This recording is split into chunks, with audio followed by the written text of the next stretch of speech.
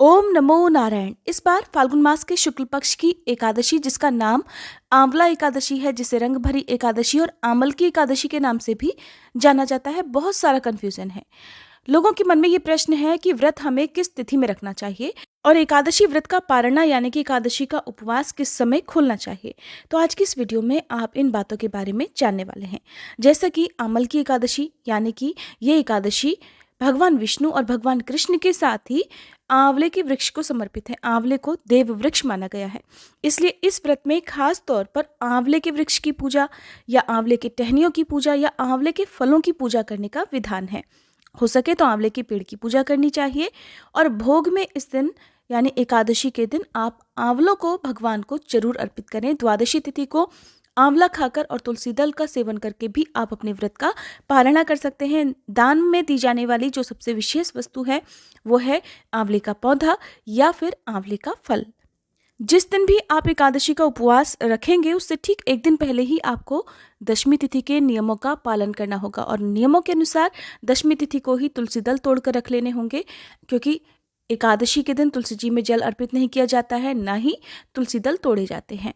और एकादशी का व्रत रखने वाले भक्तों को इस दिन चावल या चावल से बनी हुई किसी भी वस्तु का सेवन ना तो करना चाहिए, ना ही चावलों का दान एकादशी के दिन करना चाहिए। इस दिन भगवान विष्णु के अलावा भगवान शिव और देवी पार्वती की पूजा का भी विधान है।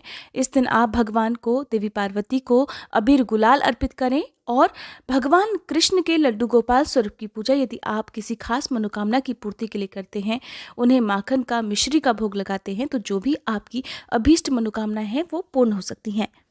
अगर बात करें दशमी तिथि युक्त एकादशी की, तो 2 मार्च गुरुवार के दिन जो एकादशी है वो दशमी तिथि युक्त एकादशी है। इस दिन सूर्योदय सुबह 6:51 पर और सूर्यास्त का समय शाम 6:26 पर रहेगा। दशमी तिथि सुबह 6:39 पर समाप्त हो रही है और जैसा कि एकादशी व्रत के नियम है उनके अनुसार अगर सूर्योदय से पहले कुछ क्षण तक भी, कुछ मिनटों तक भी दशमी तिथि लगी रहती है तो उसे दशमी तिथि युक्त एकादशी कहते हैं और इस एकादशी का उपवास रखने से बचना चाहिए। जितने भी वैष्णव संप्रदाय के भक्त हैं, इस्कॉन से जुड़े हुए लोग हैं, तो वो द्वादशी तिथि युक्त एकादशी का उपवास रखते हैं, यानी कि जिस तिथि में दशमी तिथि का अंश मात्र भी ना हो और उस दिन एकादशी के साथ यदि द्वादशी तिथि भी मिली हुई हो तो उसका व्रत रखना ज़्यादा उत्तम माना जाता है।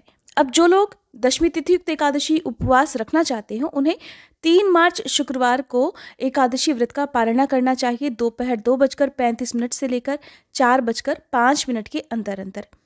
मान्यताओं के अनुसार हरिवासर के समय एकादशी का व्रत नहीं खोला जाता है, तो जो इस दिन सुबह का समय रहेगा यानी कि सुबह 9:11 से लेकर दोपहर तक का जो समय रहने वाला है वो हरिवासर का रहेगा। इस समय एकादशी का उपवास रखा जाता है लेकिन व्रत नहीं खोला जाता है। इस समय खोले गए व्रत को भगवान विष्णु स्वीकार नहीं करते हैं और यदि आपने उपवास रखा है तो इससे पहले यानी व्रत खोलने से पहले आप किसी भी तरह का अन्न आदि ग्रहण नहीं कर सकते। आपको उन्हीं बातों का, उन्हीं सब नियमों का पालन करना होगा जिसका पालन आपने एकादशी उपवास के दिन किया हुआ है। इससे अच्छा है कि आप द्वादशी तिथियुक्त एकादशी व्रत रखें और अगले दिन सुबह सुबह व्रत का पालन करें। अब बात करते हैं शुद्ध एकादशी की यानी कि वैष्णव एकादशी की, जिसे दूजी एकादशी भी कहते हैं और जिसका व्रत सभी को रखना चाहिए। 3 मार्च शुक्रवार के दिन एकादशी है। उपवास सुबह से प्रारंभ होगा। अगर आप इस दिन उपवास रख रहे हैं तो 2 मार्च को आपको दशमी तिथि के नियमों का पालन करना होगा। एकादशी तिथि प्रारंभ होगी 2 मार्च गुरुवार की सुबह 6:40 से, जिसकी समाप्ति 3 मार्च शुक्रवार की सुबह 9:11 पर हो जाएगी और एकादशी तिथि समाप्त होते ही हरिवासर का समय भी प्रारंभ हो जाता है। इसके बाद लगभग 5 से 6 घंटे का जो समय है वो हरिवासर रहता है। बात करते हैं द्वादशी तिथि की, तो 3 मार्च शुक्रवार की सुबह 9:12 से द्वादशी तिथि प्रारंभ होगी, जिसकी समाप्ति 4 मार्च शनिवार की सुबह 11:43 पर होगी। 3 मार्च शुक्रवार को सूर्योदय सुबह 6:50, सूर्यास्त का समय शाम 6:26 और राहु काल सुबह 10:30 से लेकर दोपहर 12 बजे तक रहेगा। 4 मार्च शनिवार को सूर्योदय सुबह 6:50, सूर्यास्त शाम 6:27 और राहु काल सुबह 9 बजे से लेकर 10:30 बजे तक रहेगा। अब जो भी भक्त 3 मार्च को उपवास रखेंगे वो 4 मार्च शनिवार को सुबह 6:51 से लेकर 8:55 के अंदर अपना उपवास जरूर खोल लें, क्योंकि यही शुभ मुहूर्त है जो कि एकादशी व्रत पालना का है। इस समय आप विधि विधान से भगवान की पूजा करें, भोग लगाएं, दान की सामग्रियों का दान करें और आप अपना उपवास शुद्ध सात्विक भोजन से या केवल फलाहार से खोल सकते हैं।